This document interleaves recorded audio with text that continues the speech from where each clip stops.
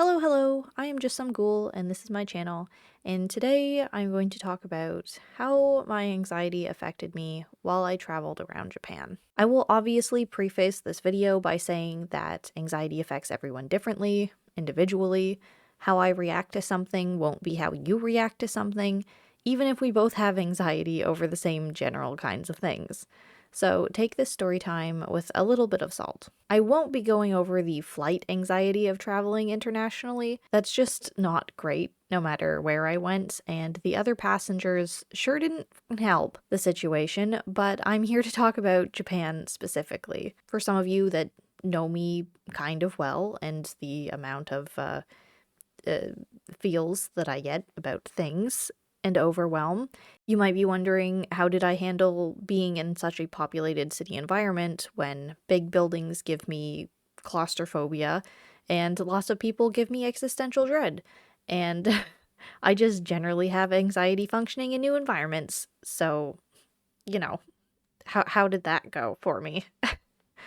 And I am honestly happy to report that being in Japan felt really good. I'm generally hesitant to leave my house in my own hometown where I grew up for a variety of reasons, but suffice to say, going out is just generally really draining for me, and usually I'd rather not. The few times that I go to slightly larger cities in the surrounding areas is even more draining. But Japan? Aside from getting around in Tokyo Station on arrival, everything was so calming. It felt more ordered. It felt safer, I guess. I don't want to sound like I'm perpetuating a stereotype, but I genuinely felt like so much less stress in Japan than I'd ever had traveling before, Canada being my only reference, and you know the stereotype about us. All the public functions in Japan work like clockwork. All the service workers aren't bitter about their jobs or angry if you genuinely ever need to ask for help. And all the people are considerate, quiet, they give each other space, as long as it's not rush hour on the subway.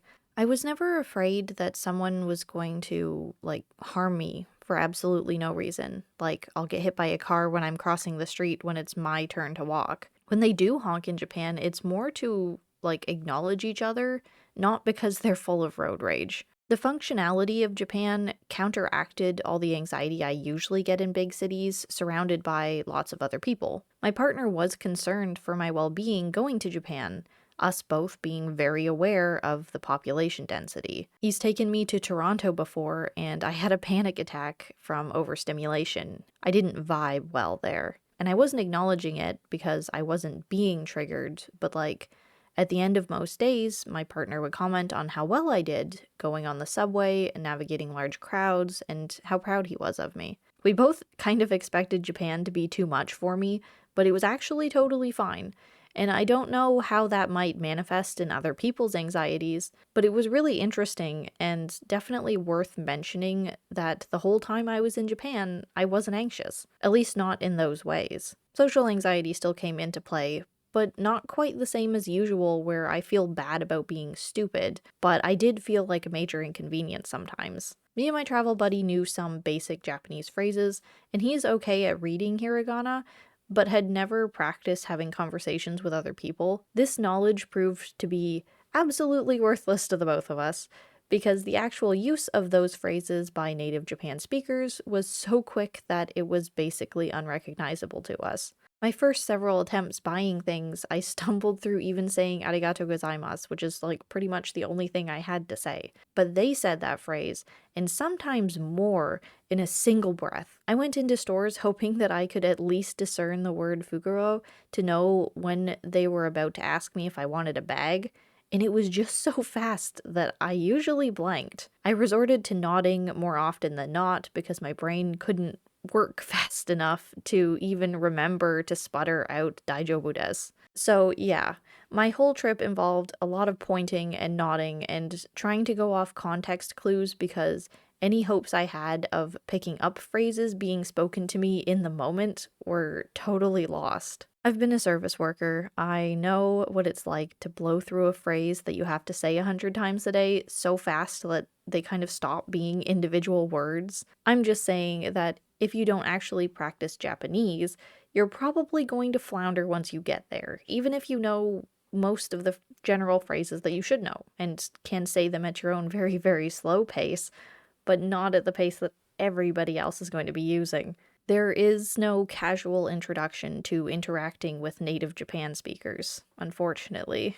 Our first 5 days in Japan were in Tokyo, the most tourist-friendly area there is, and our anxiety of having to order and not be misunderstood prevented us from eating out until the very last day. I actually got really bummed about it because I knew that anywhere else that we went was only going to be harder and more stressful to order from because they're probably not going to be as fluent with English being around tourists so often. And if we didn't break the seal before leaving Tokyo, it was going to set a bad precedent for the rest of the trip. So I forced the situation on our last day in Tokyo, and when I saw a ramen shop with a ticket machine outside that had empty seats inside, I steered us over and I made us get some.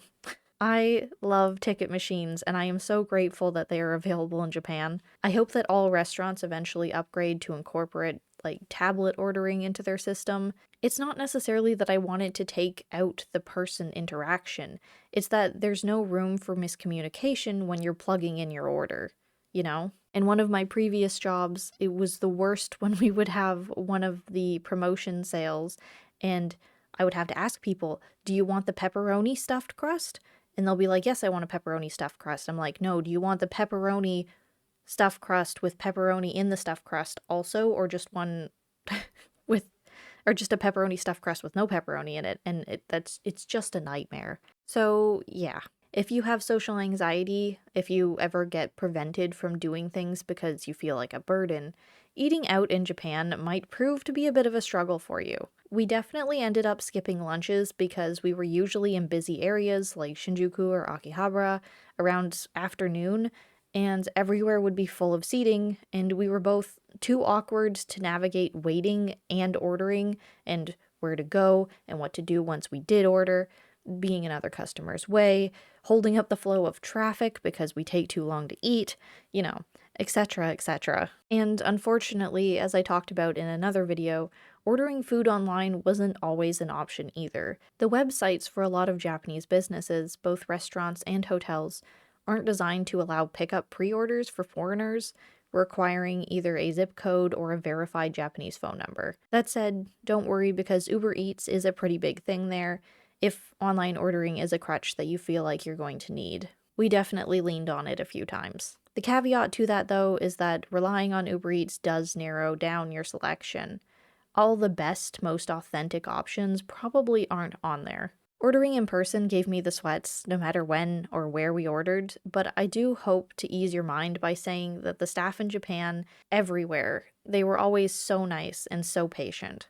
Our first attempt at ordering food to go from a restaurant itself, we we absolutely butchered the interaction. It was a little yakisoba and okonomiyaki place with two staff, both of whom didn't speak a lick of English.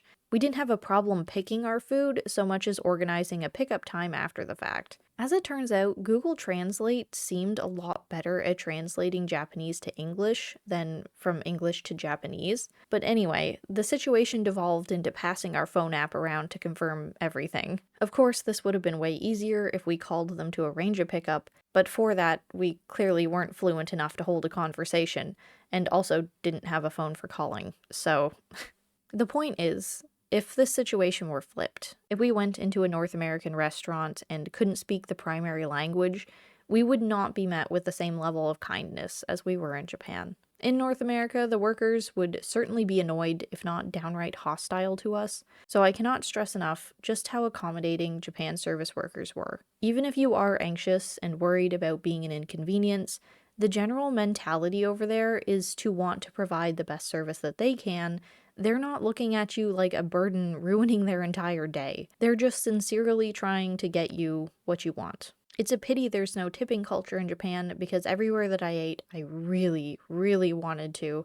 And I'm a cheap bitch, if you know anything about me by now. So, what have we learned from this story time session? 1, there's lots of ticket machines to order places if you have anxiety about fudging up what you want. 2, there's Uber Eats if you desire delivery or pickup regardless, but you can order some things online, but mostly only through a third-party app. And 3, Japanese people are generally very sweet and helpful, so don't feel intimidated about needing a little extra assistance. So yeah, that's how my anxiety played out while I was in Japan, if any of you were curious. I'm sure I'll have another oddly specific story time soon enough, and until then, I'll see you in that video. Bye bye.